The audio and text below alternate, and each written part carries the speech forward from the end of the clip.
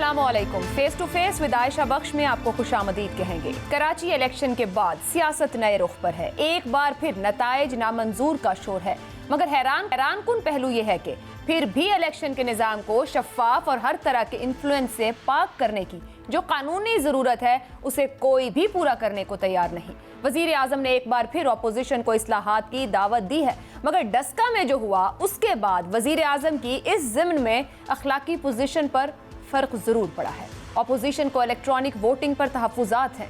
दूसरी तरफ असद उमर कहते हैं कि रुकावट डाली गई तो वज़ीर आज़म असेंबलियाँ तोड़ सकते हैं। रुकावट कौन डालेगा, किस नौइयत की डालेगा, ये मालूम नहीं। बशीर मेमन के इल्ज़ामात के मामले पर अदालत जाने का इंतजार है। देखें अब हुकूमत पहले जाती है या अपोजिशन।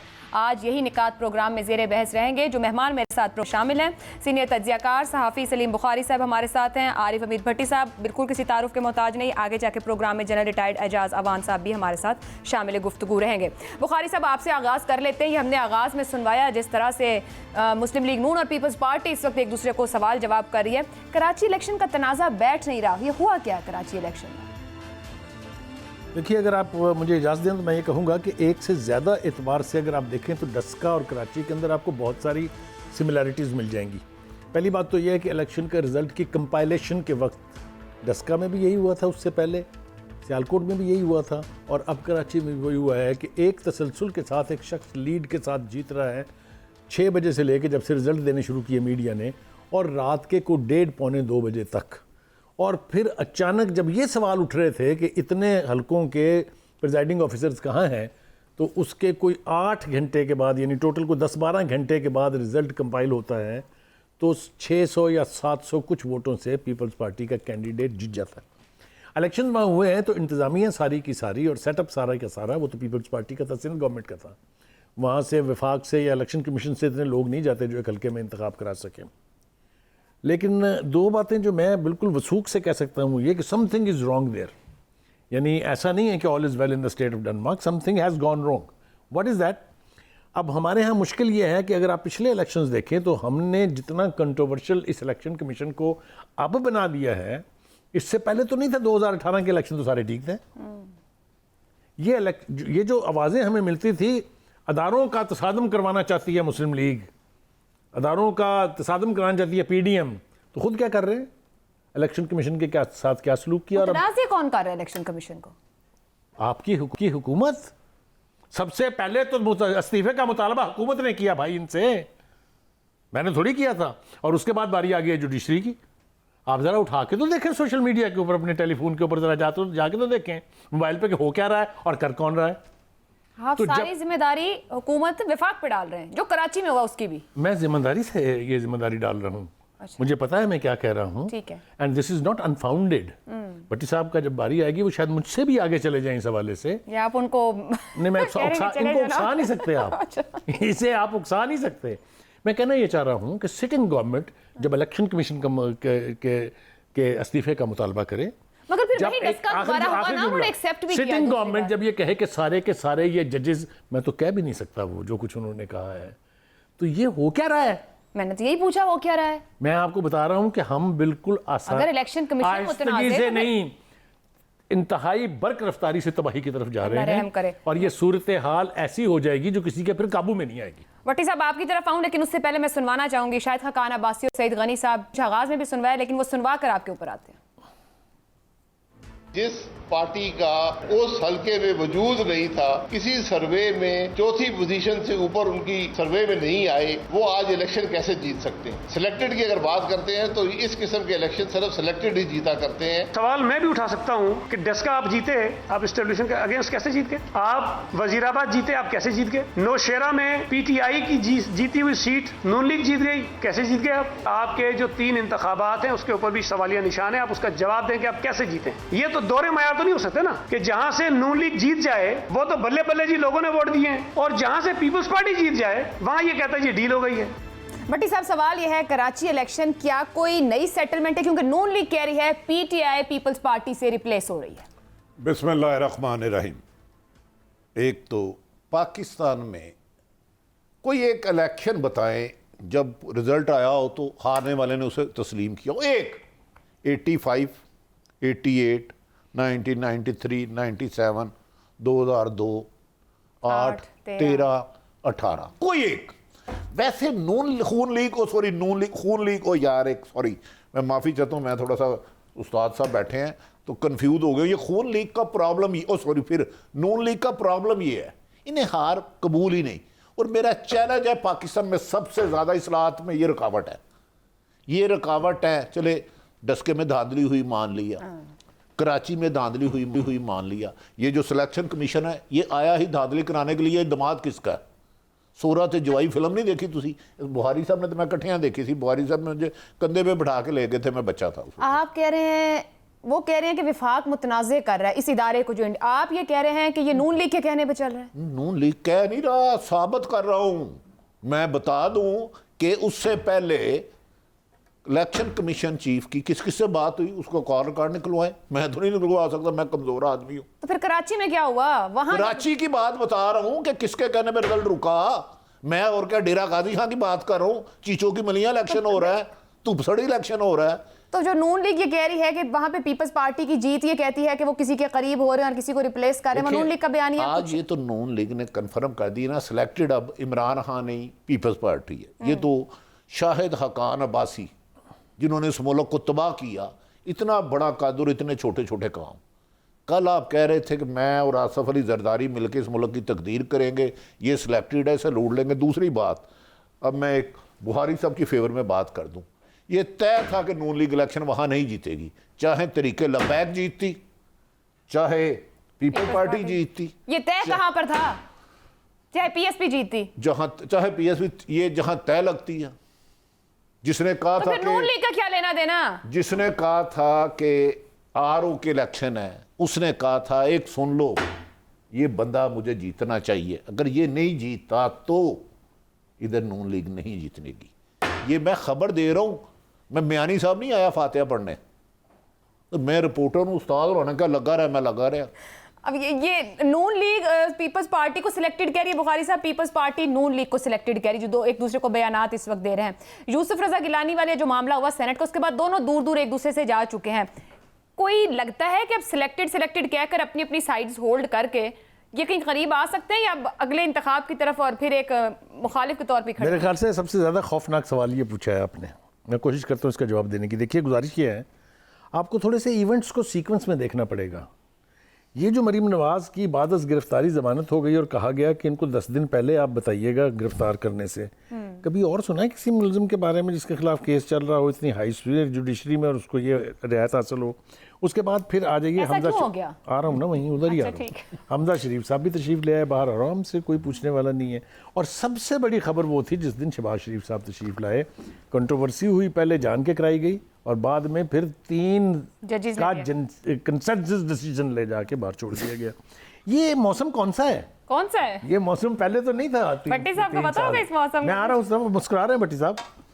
तो मैं समझता हूँ ये कि ये हवा में नहीं होता, और ये उनकी मर्जी के बगैर भी नहीं होता जिनकी मर्जी से हवा चलती है। मर्जी कंफ्यूज कर रही है मुझे भी कि मैं आ रहा हूँ, इस्लामाबाद से चलती हैं। अच्छा, वैसे मर्जी खुद भी कंफ्यूज है। पीपल्स पार्टी आप वो कहते हैं, वो उनकी जमानतें कैसे हो गई पीपल्स पार्टी नून लीग, और नून लीग कहती है तुम सिलेक्टेड हो। देखिए, मुसलमानों का जो काबा है या हब है वो है सऊदी अरब में, क्लियर है। जो दुनिया की सुपर पावर है वो उसका वाशिंगटन में है। इसी तरह से पाकिस्तान की जो सियासी एलीट है इसका काबा भी वहीं है। जहां से पार्टियां बनती, उजड़ती और फिर बनती और फिर उजड़ती। क्या उजड़ती का लफ्ज बोला है कसम से आपने? तो ऐसा ही कुछ होने वाला दिखाई देता है, इसलिए कि वो चीज़ जो आज तक पोशीदा अंदाज में कही जाती थी कि इमरान खान साहब के पास एक ऑप्शन है असेंबलियां तोड़ने का, वो असद उमर साहब की ज़बान से बिल्कुल पब्लिक हो गई, स्लिप कर गया। अब उस पे बहुत मिट्टी डालने की नहीं, कोई उसमें मिट्टी नहीं डाल सकती, उसमें नहीं, सब बहुत डाल रहे हैं। वो जरा कल हमारे प्रोग्राम में ऐसे आप ये तासुर है। भट्टी साहब भी इत्तेफाक करेंगे मेरे साथ, सोबर आदमी है, सेंसिबल आदमी है, कि ये धमकी कम से कम 1.5-2 साल पुरानी है। जब पहली दफा प्रेशर आया था पीटीआई के ऊपर, तब ये धमकी दी गई थी कि अगर मुझे आपने निकाला तो मैं असेंबलियां तोड़ के जाऊंगा और उसके बाद जो इलेक्शन होगा वो आप भुगतेंगे फिर जब पंजाब में पाकिस्तान मुस्लिम लीग नवाज स्वीप कर जाएगी, सिंध में पीपल्स पार्टी आएगी और बाकी जगह स्प्लिट मैंडेट आ जाएगा, फिर आप भुगतते रहिएगा उनको। ये इस धमकी ने 2 साल निकलवाए हैं। अच्छा, ये धमकी पे मैं आती हूँ, लेकिन उससे पहले वो पैचअप के कोई इम्कानात हैं उन दोनों के? हाँ जी बिल्कुल है, मैंने नहीं कहा, नबील गबोल ने कहा बैठ के टेलीविजन स्क्रीन के ऊपर, जो पीडीएम की बात है, ईद के बाद जो इजलास होने जा रहा है उसके अंदर पीपल्स पार्टी शामिल होगी। ये कराची सागा के बाद भी एब्सोल्युटली, ये सब जो है रेटरिक है। अच्छा, वापस फिर आऊंगी इंतखाबी इस्लाहत पे, लेकिन ये जो अभी इन्होंने बात की थोड़ा इसके ऊपर भी, ये जो 1.5-2 साल प्रोग्राम से जा रही है कहीं? नहीं, अभी आपने कहा वापस आती हूँ थोड़ी देर, मतलब इंतखाबी इस्लाहत पे आऊंगी सारा, लेकिन बुखारी साहब ने अर्लियर वो बात कर दी कि 1.5-2 साल जो गुजरे हैं वो उस धमकी पर गुजरे हैं। पहले तुम सुनते थे मुझे क्यों निकाला, बट ये अगर मुझे निकाला नहीं तो ये अब है कि मुझे निकालो। मैं आपको चैलेंज कह रहा हूँ, हाँ, बुखारी साहब को 100% सेकंड करता हूँ। जिस दिन यूसुफ रजा गिलानी साहब जीते, उन्हें जिताया गया, हमारे प्रोग्राम में कुछ उस दिन एक अहम तरीन शख्सियत ने इजलास बनाया, सब ने कहा सर जो तुसी बेड़ा गर्क करते इस मुल्क नाल ही होना, इस टीम के साथ हम नहीं जीत सकते। उस पर अहम तरीन शख्सियत ने जान के, उसको पता था कौन सा बंदा किसका है, वो जो जिसकी तरफ ये इशारे करते हैं, जिनके पास वेदर कंट्रोल होता है, वो रिमोट है ना, उसने कहा उनको मैसेज दे दो कि मैं असम्बली तोड़ने लगूं, फिर मैं नवाज शरीफ और जो मरियम करती है ना खुद ही बर्दाश्त करेंगे। उसके बाद फिर इन्हें एतमाद का वोट मिलना मुमकिन हो सका, वरना नामुमकिन था। जिस तरह बटेरे पकड़ के एमएनए इकट्ठे किए गए, वो भी हुकूमत ने खुद नहीं किए, वो भी हुकूमत ने खुद नहीं किए अपने लोग इकट्ठे। मुझे क्या पता, मैं वैसे कह रहा हूँ, कोई गाड़ी ड्राइवर ही चलाएगा ना, कोई मुर्गी थोड़ा जिसको दड़बे में बंद कर देंगे। भाई मुख्तलिफ घरों में रखा गया, उसको आप सेफ हाउसियां की, उनका कहते यार जो घर बड़ा मजबूत बनाओ, वो जो असल में हमारा दारुल खिलाफा है ना पिंडी, सॉरी इस्लामाबाद, तो ये मैसेज दिया गया। अब भी उन्होंने एक समरी तैयार रखी हुई है, जब उन्हें यकीन हो जाएगा। परसों शहबाज शरीफ अपोजिशन लीडर और हमजा शहबाज के पास पंजाब हुकूमत में बनाने के लिए नंबर पूरे थे, उन्होंने डिले कर दिया। जब भी इमरान खान को ये पता चलेगा अदम एतमाद की तरीक आने लगी है, उसी दिन आप सुनेंगे वो असम्बली तोड़ देंगे। ये मैं आपको कह रहा हूं, थोड़ी ज्यादा बुखारी साहब मेरे उस्ताद है, काउंटर चेक कर ले, जुमे वाले दिन शहबाज साहब और हमजा साहब के पास पंजाब के फिगर 9 से 10 ज्यादा थे अदम एतमाद लाने के लिए, 9 से 10 ज्यादा। सोच रहे हैं हमजा शहबाज और शहबाज शरीफ की आप इस वक्त बात कर रहे हैं, ऑफर हो चुकी है, उसमें 4 निकाला के लिए बाहर उनको, बट डील डन होने की भाई वो जो उनके खिलाफ वो जो बेल कैंसिल हुई थी, उन डॉक्टर जस्टिस अचल साहब का बयान पढ़े तो सही, उनका वो अचानक कैसे चेंज हुआ, वो उस पर तो एतजाज एहसन साहब के बकौल, मैं तो आईनी माहिरीन हूं ही नहीं, वो कहते हैं रेफरेंस बनता है, वो कहते हैं रेफरेंस बनता है, अनबिलीवेबल है। वो सिर्फ आप दोनों के ना बुखारी साहब को रिटर्न ऑर्डर पढ़ा दे, उसके बाद क्या बेल बनती है उसकी अगली खबर दे दूं। बेल पहले इनको ऑफर हुई शहबाज साहब को, उन्होंने कहा नहीं पहले हमजा की करवाए, फिर अदालतें आइन और कानून के मुताबिक आर्गूमेंट सुनती हैं और बेल देती है, हमजा की हो गई। फिर हमजा की मुलाकात भी हो गई, मुलाकात में अपने पत्ते भी उनको दे दिए गए, कार्ड भी दे दिए गए। भट्टी साहब अगर मुझे इजाजत देंगे तो एक जुमला ऐड कर दूं, इसके बाद मैं बस, क्योंकि मैं मुझे लग रहा है रेड एरिया में जेल में जाके खुले बंदों शहबाज शरीफ साहब से कौन मिला था जरा पता करा लीजिए, आपको सारा कुछ ही पता चल जाएगा। भट्टी साहब को पता ही है, पता है उन्हें, वो कह रहे उधर नहीं है। अच्छा थोड़ा बहुत तो ये तोड़ा ताड़ी की बातों को फिर दोबारा आती हूँ थोड़ा सा, अब तो है ही तोड़ा ताड़ी की गेम। ज्यादा हो रहा है, काबिल यकीन हद तक ज्यादा हो रहा है। बुखारी साहब अदब एहतराम से सुबह हमजा शहबाज और शहबाज शरीफ चाहे तो पंजाब में अदम एतमाद आ सकता है, नंबर गेम मुतल्लिका 15 से 15 ज्यादा उनकी टेबल पे है ना। मैं अब इंतखाबी इस्लाहत एक तरफ फिर इसी पे आगे बढ़ते हैं, ऑपोजिशन इतनी इस्लाहत तो ना नून लीग आने देगी ना अपोजिशन, हर हल्के में इनके 15 से 20 हजार वोट है, उसे मैं साबित कर सकता हूं। नहीं तो लाहौर के 13 हल्के हैं, उन सब के इधर मंगा लें वोटर लिस्ट, बताता हूं 150 लिखा, उधर खाली घर होगा। 25 प्लाट है, मोहम्मद रशीद वल्द मोहम्मद बख्श इचरा, इसीलिए ना गली नंबर ना मका, इस्लाह तो करेगी पीपल्स पार्टी, नून लीग का डेथ सेंट पे साइन करेंगे। अच्छा इससे पहले मंगल को दरखास्त सुनने जा रहा है इलेक्शन कमीशन नून लीग की, वो नून लीग रिकाउंट की बात कर रही है और पीटीआई और पीपल्स पार्टी दोनों कहते हैं रीपोल पे चलो। मजाक समझ रखा है सबने। आप ये जरा देखिए कि अभी तो इतना शोर मचा भी नहीं था कि इलेक्शन कमीशन ने रिजल्ट रोक दिया। ये काउंट है, रिकाउंट सुनने जा रहा है, तो फिर तो इनकी बात ठीक हो रही है, आपकी नहीं। वो आप जो कह रहे हैं कि इलेक्शन कमीशन मुतनाज़ हुकूमत कर रही है, हम दोनों की बात जो है वो किसी न किसी जगह जाके मिल रही है। मिल रही है। ये वो रिंग है which is a very dangerous ring, Vicious चीजें circle बढ़ रही बना हैं रहे हैं गिरफ्तार के साथ, लेकिन वो जिस तोड़ा ताड़ी से आप जान बचाना चाहती हैं उससे अब बचना मुमकिन नहीं है। ये ठीक कह रहे हैं कि जिस वक्त चाहा जाए बुज़दार साहब की हुकूमत जो है फारग की जा सकती है। और अभी ये देखें कि इसके अंदर जहांगीर तरीन के फैक्टर को मैं ये बीच में लाया तो मैं लाया हूं। मैं उस फैक्टर को लाती हूं, मगर इस वक्त जनरल एजाज अवान साहब ने ज्वाइन कर लिया, जरा कराची वाले इशू पे उनको शामिल कर लें। एजाज साहब बहुत शुक्रिया। हम बात कर रहे थे कि कराची में जो तनाज़ा बहुत बड़ा होता जा रहा है, जमातों की स्टैंडिंग और हुकूमत की जानिब से इंतखाबी इस्लाहत की ऑफर, और फिर इसको नहीं माना जा रहा, रिजेक्ट किया जा रहा है। आपके ख्याल में क्या हुकूमत वाकई इंतखाबी इस्लाहत चाह रही है, क्योंकि डस्का हमारे सामने हुआ जहां पर इंतजामिया हुकूमत की थी, या वो भी बस दावों के पीछे छुप रहे? इंतखाबी इस्लाहत का मार्जिन नजर आता है इस हुकूमत की तरफ से आपको?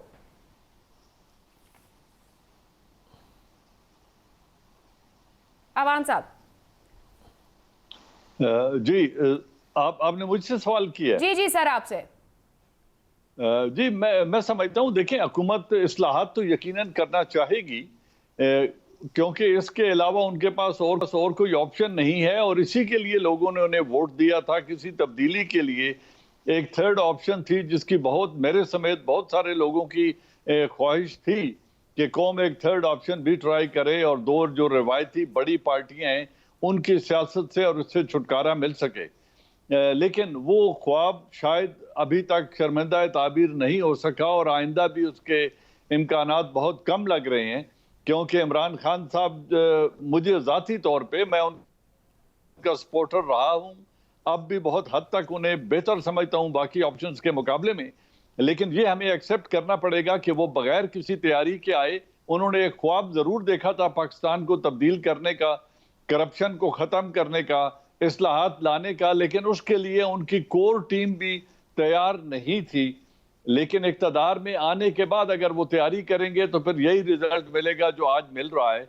तो वो इस्लाहात यकीनन चाहते हैं, लेकिन रिवायती पॉलिटिशियन जितने भी हैं, मैं बहुत अरसा पहले इसको नज़दीक से देख चुका हूँ। जब नेशनल आइडेंटिटी कार्ड की बात हुई थी, कंप्यूटराइज्ड कार्ड की, तो तमाम सियासी पार्टियां इस बात की मुखालफत करती थी कि पुराने शनाख्ती कार्ड पर ही वोट डालना चाहिए, जिस पे तस्वीर नहीं होती लेडीज की। तो बड़ी मुश्किल से कंप्यूटराइज्ड नेशनल आइडेंटिटी कार्ड तक वो आए। अब उन्हें अगर इलेक्ट्रॉनिक वोट तक या उस तक लेकर जाना है तो जाना तो बिल आकर उन्हें पड़ेगा। मगर जनरल साहब, आप जब बात कर रहे हैं कि तैयारी की, तो क्या अभी भी कोई तैयारी हो रही है? आप खुद कह रहे हैं कि वो ताखीर का शिकार हैं। तैयारी तो इस वक्त दिखती है, क्योंकि जो मौजूदा कवानीन मौजूद हैं, जो ऑलरेडी इस्लाहात हैं, उन पर भी अमल नहीं उस तरह हो पा रहा। डस्का की मिसाल हमारे सामने है। डस्का हो या आज कराची हो, देखें, मैं ये बुखारी साहब भी, मुझे I hope he will agree with me, and Bhatti साहब भी, कि हमारे मुल्क में एक 1970 के वो इंतखाबात हैं जो हम तीनों ने देखे हुए हैं।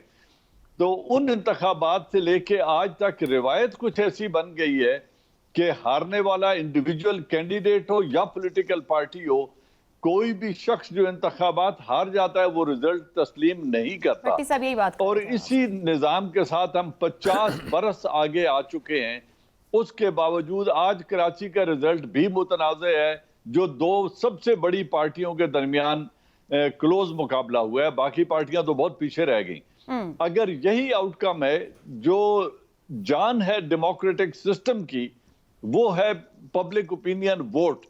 अगर वोट का ही ये हालत है कि उसके रिजल्ट को तस्लीम नहीं करना, और अगर इस मुल्क में सियासत भी करनी है तो फिर इसके इस्लाहात तो करने पड़ेंगे, इसके बगैर गुजारा नहीं है। और मैं नहीं समझता कि इसी निज़ाम के साथ, इन्हीं हादसात के साथ, इसी तरह के एहतजाजी सियासत के साथ ये डेमोक्रेसी आगे जा सकती है। चलें जी, शाहिद खान अब्बासी साहब जो ईवीएम पर इतराज कर रहे हैं वो सुनिएगा, पर फिर जो ये बात करें कि इस्लाहात की तरफ कैसे जाएं, वो अवाम को आप एतमाद कैसे देंगे, वोट अब डैमेज नहीं होगा। सुनवाइएगा अब्बासी साहब क्या कह रहे हैं ईवीएम पर।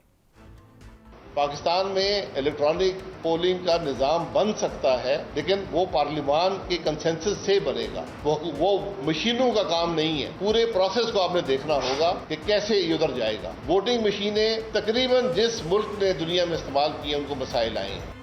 बुखारी साहब, ये जो ईवीएम पर इतराज़ात, अपोजिशन जब 17 में उस वक्त जो बिल आया था, कानून बना, उस वक्त पीपल्स पार्टी ने इतराज़ किया था कि अगर आप मशीन नहीं लाते तो आप एक ऐसा पेपर ले आएं जो कि माँ को और वो दोबारा ना छप सके। अवाम का जो इत्मीनान है वो सबसे ज्यादा मैटर करता है कि उसके वोट के साथ टैंपर नहीं किया जाएगा, उस जिसने को वोट डाल रहा है वो वहां नजर आएगा। ये ट्रस्ट ये सियासी जमातें दे सकेंगी किसी भी सिस्टम पर जाएं? पहली बात तो यह है कि इजाज़ अवान साहब जो हैं हमारे लिए बहुत साहिब राय भी हैं, हम इनका बहुत एहतराम भी करते हैं, सीखते भी हैं इनसे।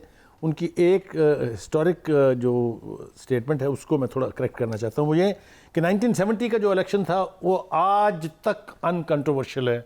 वाहद इलेक्शन है पाकिस्तान की तारीख में जो कंट्रोवर्शियल नहीं हुआ। उसकी जीत को भी माना गया, उसकी हार को भी माना गया, और उसकी वजह ये थी कि वो प्योरली आर्मी के तहत हुआ था इलेक्शन। तो ये क्रेडिट ना आर्मी से कोई ले सकता है और ना किसी को तौफीक हुई उसके बाद कि ऐसा इलेक्शन करा दे जिसके ऊपर सारी पार्टियां जो हैं वो इत्तेफाक कर सके। एक बात। दूसरी बात ये है कि ये जो इलेक्ट्रॉनिक वोटिंग की आप बात कर रहे हैं, सियासी जमातें कुछ थोड़ा सा डरी हुई हैं। अगर आपको FTR सिस्टम का पता हो जो बैठ गया था रात को 2 बजे के बाद अचानक, वो भी तो इलेक्ट्रॉनिक है ना। उसके एक्सपेरिमेंट ऐसा है यहाँ पर कि इसको इतबार करने के लिए बहुत टाइम लगेगा। उसका हवाला इलेक्शन कमीशन ने भी दिया जो अपने तहफ़्फ़ुज़ात दूसरी बात, जहां से ये इजाद हुआ है, सबसे पहली मिसाल अमेरिका की है, उसके ऊपर इतना क्रिटिसिज्म है वहां कि इसने पूरे वोटिंग के प्रोसेस को पॉल्यूट कर दिया है और गंदा कर दिया है। यही हाल यूरोप के अंदर जिन मुल्कों में भी इलेक्ट्रॉनिक वोटिंग के ऊपर हुए हैं, कंट्रोवर्सीज आर देयर। एक बात, हमारे यहाँ are we ready for this? हमारे लोगों को शनाख्ती कार्ड दिखाना तो आता नहीं है। शनाख्ती कार्ड तो वो घर भूल आते हैं, शनाख्ती कार्ड तो वो बनवाते नहीं है। किसी 20-20, 100-100 शनाख्ती कार्ड किसी एक की जेब में होते हैं, वहाँ आप ला रहे हैं इलेक्ट्रॉनिक वोटिंग। अगर FTR का सिस्टम ठीक चला होता और रिजल्ट इस तरह से पॉल्यूट नहीं होते 2018 के इलेक्शन, तो शायद ये नौबत नहीं आती। मेरा नहीं ख्याल कि अभी हम as a nation, as a election commission, यानी जो रेगुलेटरी अथॉरिटी है, वो रेडी है इस किस्म की हल्का बंदियों से वोट रजिस्ट्रेशन तक बहुत से स्टेप्स हैं। अगर आप उन्हीं को ही पहले सीधा कर लें, नहीं है हमारे यहाँ। नहीं, मैं आजाद अवान सबको सेकंड करता हूँ। सिर्फ इमरान खान की विल है कि शफाफ इलेक्शन हो, ना पीपल्स पार्टी चाहती है ना नून। ये मैं तो सर वजीर आजम में फिर करें, कवानीन लाएं, अर्ज करने का मौका दे देना। एक खवातीन डांट बढ़ा देती हैं, सिर्फ एक मौका दे दे। सिर्फ इमरान खान, उसकी वजह के वो जाली वोट बना नहीं सका। इधर लाहौर में मुझे पता है एक हल्के में 15 से 20 हजार वोट बना है। जाली कैसे बनता है?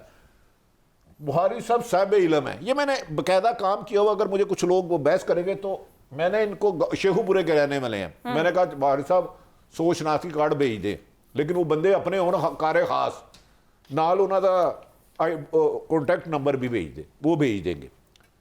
वो मेरे घर आ जाएगा 180H, मैं 1000 वोट बना लूंगा और उसमें लिखा होगा मॉडल टाउन मोहम्मद रशीद मोहम्मद बलाल ए ब्लॉक, घर नंबर हो गई नहीं।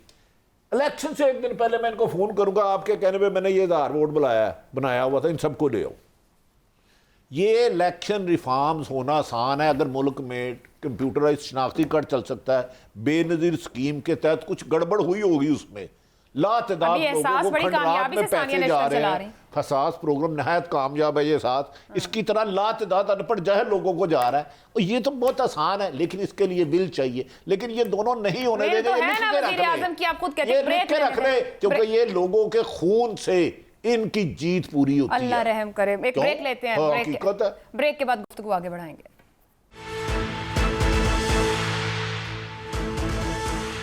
प्रोग्राम में आपको एक बार फिर खुशामदीद कहेंगे। भट्टी साहब, ये ब्रेक से पहले गुफ्तगू के बीच में बुखारी साहब ने वो तरीन फैक्टर की बात की थी। ऑपोजिशन तकसीम है, खुद हुकूमत कहती है ऑपोजिशन हमारे लिए कोई खतरा नहीं है।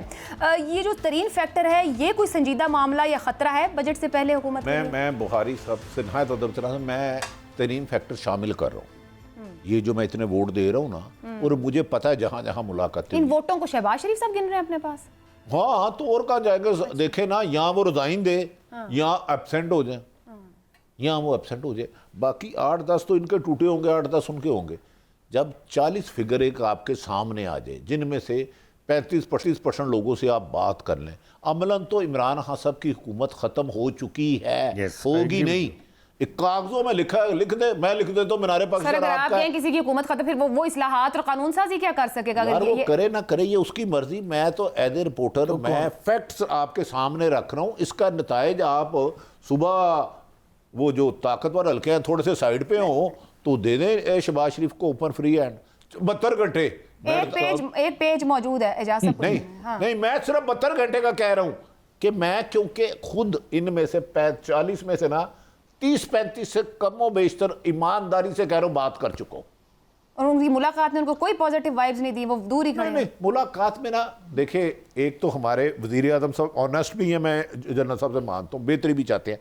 इतनी नहल और करप्ट टीम मैंने नहीं आज तक देखी। टीम भी तो उन्हीं की सिलेक्शन है। नहीं देखे ना, एक तरफ वो टीम आप थोड़ी इल्जाम लगा रही हैं आप उनके ऊपर। सिर्फ एक सेकंड, मैं कह रहा हूं उनकी टीम में बेशुमार लोग करप्ट भी हैं, मैं खाली नहीं कह रहा। सर उनकी सिलेक्शन है ना, फिर ना ये तो ना करे ना, ऑनेस्ट तो लेना, but stop set prime minister जवाब वो देंगे। अगर हम नवाज शरीफ से जवाब मांगते हैं जरदारी से, तो फिर इमरान खान सबको। लेकिन मेरी बात सुन लें, इमरान खान खुद डायरेक्टर लाहौर FIA ने फोन करके लोगों का मुझसे इन्वेस्टिगेशन ले लिया, 10 जर्नलिस्टों का नाम ले देता हूँ। अगले दिन इमरान खान साहब कहते हैं उससे ली नहीं, तो ये क्या मुलाकात हुई? इसका मतलब है आजम खां, शहजाद अकबर और दूसरा ग्रुप है, बहुत हावी है, बहुत हावी है। ये एक कड़वा सच है। उसी की वजह से जनरल साहब के एक दोस्त है, वजीर आजम उनको अप्रिशिएट कर रहे हैं। माजी में भी आपको याद है, मुझे ये बता दे, वजीर आजम ने नहायत काबिल एहतराम हमारे सबसे फेवरेट मेरे दोस्त उस्मान बुज़दार साहब की मुल्तान तारीफ करके किसको मैसेज दिया था? किसको दिया था? मुझे क्या पता है। भैया सिविलियन से क्यों पूछ रही हैं आप? मेरे अवान साहब का मैं हमेशा मार्जिन लेता हूँ, इनका शेल्टर लेता हूँ, इनके पीछे जरा सेफ समझता हूँ। एजाज अवान साहब कमेंट कीजिएगा अगर आप भट्टी साहब की बात पे करना चाह रहे हैं, फिर मुझे भी आपको कुछ सुनवाना है। नहीं, मैं तो भट्टी साहब की उस बात पे कमेंट करने लगा हूँ। सिर्फ ये कहना चाहता हूँ कि ब्यूरोक्रेसी वो मुंह जोर घोड़ा है, जब उस पर नाअहल राइडर बैठ जाए तो वो उसका जिधर दिल है वो उसको ले जाए, और यही कुछ हो रहा है। अगर उसमें कॉम्पिटेंस ना हो तो वो घोड़ा इतना मुंहजोर है कि वो उसको अपने ऊपर सवारी नहीं करने देता। और अनफॉर्चुनेटली इस वक्त हम आजम खान का नाम लें या XYZ का नाम लें, ये लोग इतने मशाक हैं अपने काम में कि ये इमरान खान के लिए they are too clever to be general साहब ने कूजे में दरिया बंद कर दिया। मैं इनकी बातों से सवाल बन गया जो बहुत जरूरी है। कूजे में दरिया बंद कर दिया। एक नई मर्सिडीज हो, नई मर्सिडीज 0 मीटर, एक टायर बिल्कुल पंक्चर हो, एक टायर सिर्फ पंक्चर हो पूरा, वो गाड़ी चल सकती है। अब मैं एक सवाल बन गया जो आपने बात की। बुखारी साहब सवाल ये है कि लीडर के लिए कॉम्पिटेंट होना अहम है या ऑनेस्ट होना अहम है? कौन को कौन लेके जा सकता है? ऑनेस्टी लेके जाएगी आगे या कॉम्पिटेंसी लेके जाएगी? दोनों। अगर तो ऑनेस्टी को बुनियाद बनाना है, it is a combination of both the things. अगर सिर्फ आपने ईमानदारी देखनी तो किसी मस्जिद में बनाए, उनको बिठाएं, उनको पेश इमाम बना के, या किसी मदरसे का या किसी इंस्टीट्यूशन का उनको हेड बना दें। ये हुकूमत चलाना जो है ना, ये सबसे बड़ा फैक्टर इसमें जो है वो है कॉम्पिटेंस का। और कॉम्पिटेंस के लिए आपको चाहिए होती है एक टीम। टीम में कितने इमरान खान साहब की चॉइस के बंदे और कितने उन पर इंपोज किए गए।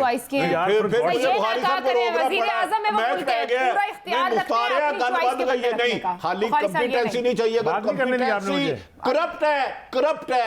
और एक आपके अहम तरीन शख्सियत को बाहर के 3 बड़ी शख्सियत आके कहती हैं आपकी हुकूमत पैसे मांग रही है, हम क्या करें? वो कॉम्पिटेंसी को मैंने हाथ में डाला। डाकू भी बड़ा दलेर है। मैं अपने घर जब पढ़ता था BA में तो जूते उतार के जाता था, अल्लाह बख्शे मेरा बाप ना सुन ले, तो डाकुओं को बना दे मुल्क का थानेदार। वो तो बड़े बहादुर है, लोगों के घर जाके लूट लेते हैं। कॉम्पिटेंसी खाली नहीं, अगर ऑनेस्टी नहीं है तो कॉम्पिटेंसी और नाहली एक जैसा क्राइम है। मैंने ये कॉम्बिनेशन कहा था कि दोनों चीजों का जब तक कॉम्बिनेशन नहीं होगा। आवाज साहब सेकंड ही कर दो, ਤੁਹਾਡਾ सेकंड कीता बड़ा जरूरी है। नहीं बुखारी बात कर रहे हैं। मैं तो एक देहाती सी मिसाल दे सकता हूं। हम एक किताबों में पढ़ा करते थे कि एक अंधा और एक टांगों से माजूर 2 शख्स थे।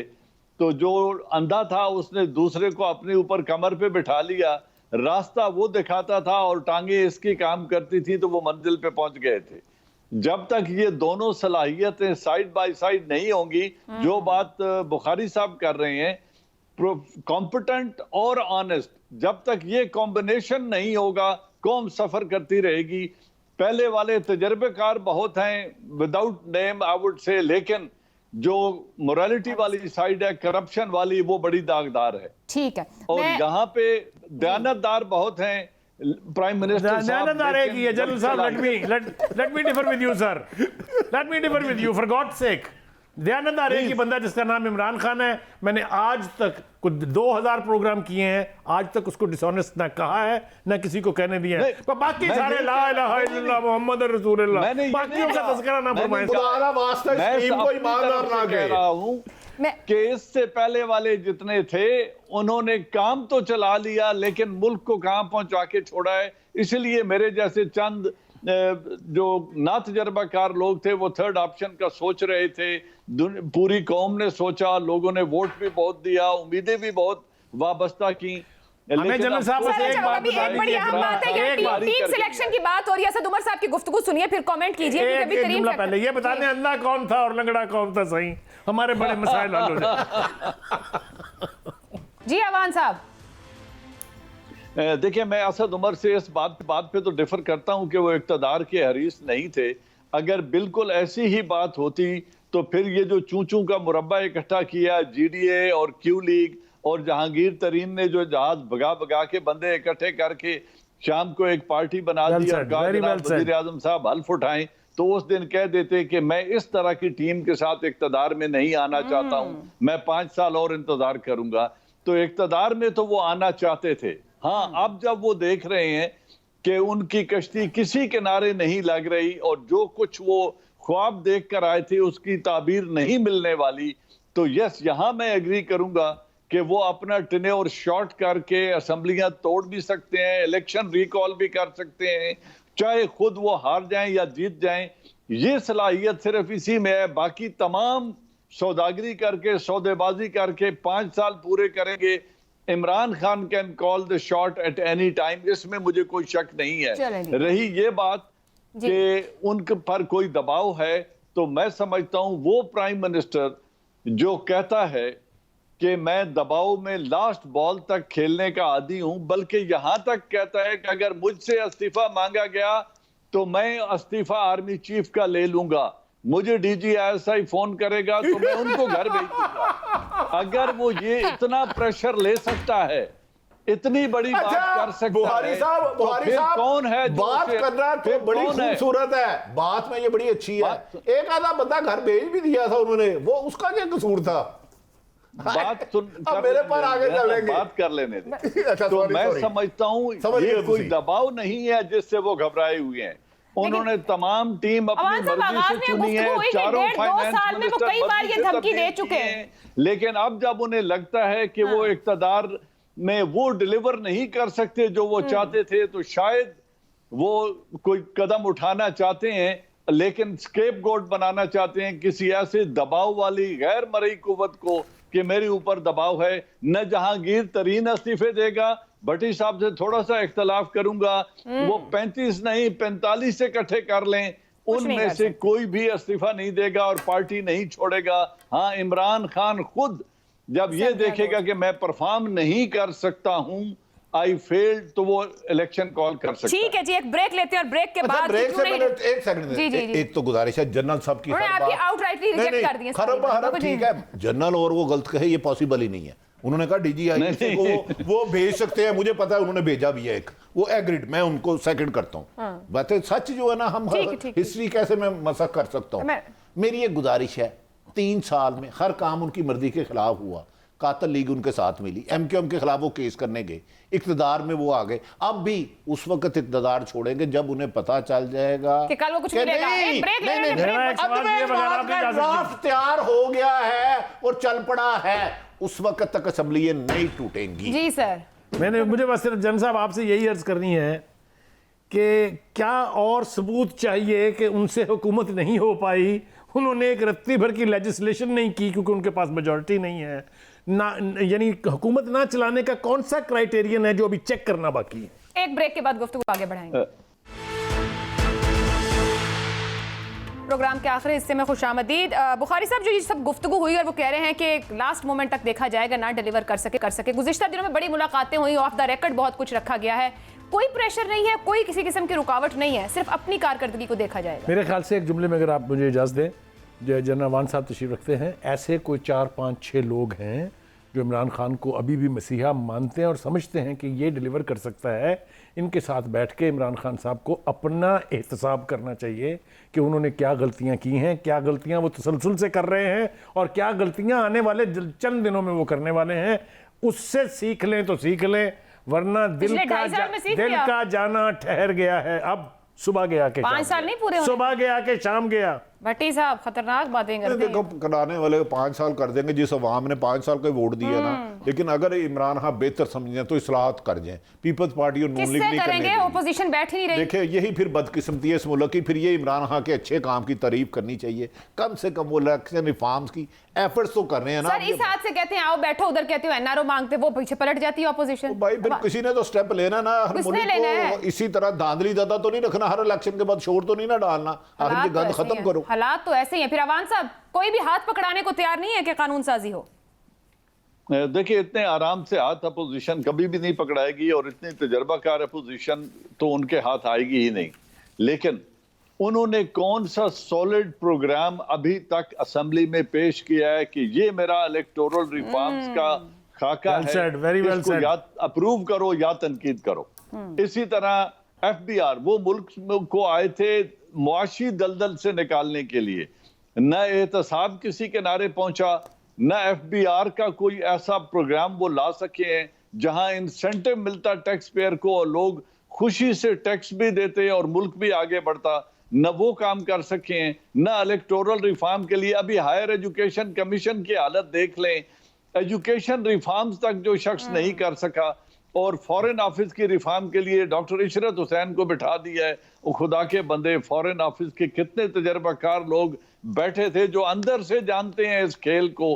कम से कम उन्हें ही टीम का हिस्सा बना के इंतखाब कोई रिफॉर्म कर ली होती। अफसोस इस बात का है कि कोई सॉलिड रिफॉर्म का प्रोग्राम भी वो टेबल नहीं कर सके कि ये है, इसको हाँ कहो या ना। मेहमानों को और अवान साहब, आपने आखिर में खुद उनकी कारकर्दगी को अपने आखिरी जुमलों में कंक्लूड किया। मुझे इजाजत दीजिए, अल्लाह हाफिज।